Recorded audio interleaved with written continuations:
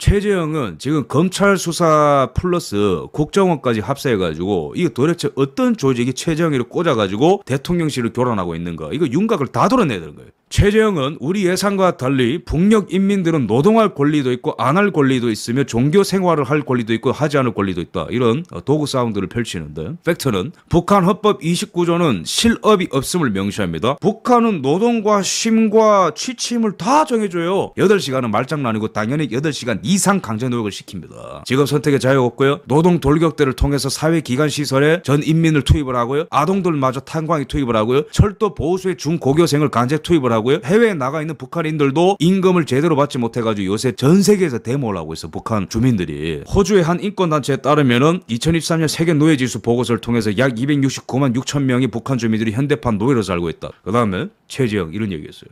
북한은 유엔 회원국으로서 지켜야 할 세계 인권 선언을 준수하는 것은 물론 시민적 정치적 권리에 관한 국제규약을 준수하고 있다. 국정원과 탈북자들이 말한 것만 듣고 북한의 실상을 왜곡하고 있다, 이런 개소리를 하고 있는데, 그런 나라에서 한국 드라마를 보면은 전 학생이 보는 앞에서 수갑을 채우고 12년 교화형에 처하고 애들 보는 앞에서 총살을 시켜? 이거는 북한에 있는 동영상이거든. 주체 사상은 자주와 주권의식을 지닌 민중들의 영상화된 사상문화라고 하는 또 이상한 소리를 합니다. 주체 사상은 우리나라의 유구한 역사 속에 무시기, 자주와 주권을 무시기, 지금까지 북녘 인민들의 사회 구조 속에 뿌리 깊이 자리 잡아 영성화된 정서이며 사상 문화다. 주체? 북한이 주체적으로 만들 수 있는 게 뭐가 있는데? 생필품, 의류, 또 하나도 저거들이 못 만들어가지고 코로나 때 중국이랑 국경 문 닫으니까 모든 생필품의 가격이 2배, 3배, 4배 뛴 거 아니야. 주체적으로 어떠한 물건도 못 만드니까 무역도 못하고, 무역하게 되는 순간 자유무역이 생기면은 경제력 자유가 생기고 정치력 자유가 생기니까 그게 무서워가지고 어떤 나라랑도 공식적인 수교를 못하는 게 그게 무슨 주체입니까? 폐쇄적으로 아무것도 못하니까 핵만 만들어가지고 인민들을 인질로 삼고 전 세계를 위협으로 삼는 게 무슨 주체야, 주체는. 이런 혼미한 말들을 막 짓거리면은 기독교인들부터 정신이 약간 나가 있거나 순진한 사람들은 듣다가 평화 이러면서 넘어가거든요. 실제로 기독교 진영 내에 이런 사람들이 굉장히 많습니다. 그래서 이런 거는 교회 차원에서, 국가 차원에서, 사상 차원에서 확실하게 해놔야 되는 거예요. 그다음에 김정일을 가리켜 인민을 위해 밤낮 없이 일하다가 과로사했다고 얘기를 했습니다. 팩트를 말씀드립니다. 김정일이는 임산부를 처형할 정도로 잔인한 사람입니다. 기쁨조를 창설한 게 김정일입니다.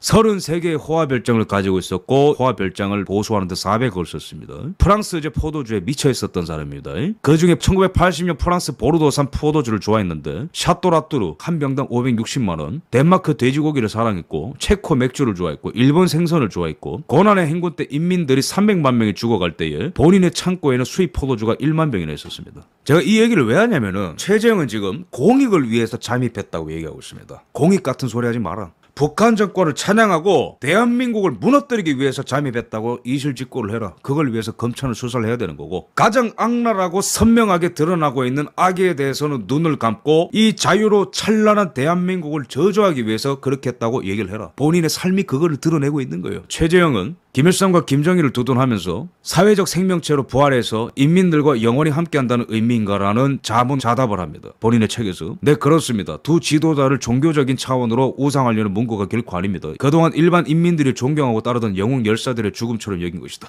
북한에 이 영생탑이 있거든요. 여기 보면은 위대한 김일성 동지와 김정일 동지는 영원히 우리와 함께 계신다. 이 문구가 신격화가 아니고 마치 열사를 기리는 정치적인 구호에 불구하고 이러한 주체 사상은 아름답다라고 얘기를 하고 있습니다. 그죠? 주체 사상의 골자가 뭐죠? 김일성과 김정일, 특히 김일성이는 사회 생명체론의 뇌수에 해당합니다. 김일성과 김정일은 주체 사상을 갖고 북한 인민들을 이끌어 왔으며, 그러한 김일성과 김정일의 가르침에 따라 사는 인민들은 영원히 사는 영생을 누릴 것이다. 기독교 교리를 틀어버린 사이비 종교입니다. 김일성과 김정일한테 영속성이 있다? 그 자체가 종교를 얘기하고 있는 겁니다. 그자들의 말에만 복종하는 인민들은 그들과 함께 영원히 살아 숨쉴 것이다. 북한은 전체가 사이비 집단입니다. 그거를 갖고 종교 집단이 아니라고? 이 정도면요, 최재형이는 북한이 보낸 간첩이라는 생각으로 수사를 해야 되고, 국정원도 달려들어서 이 내막을 소상하게 국민들에게 공개를 해야 됩니다.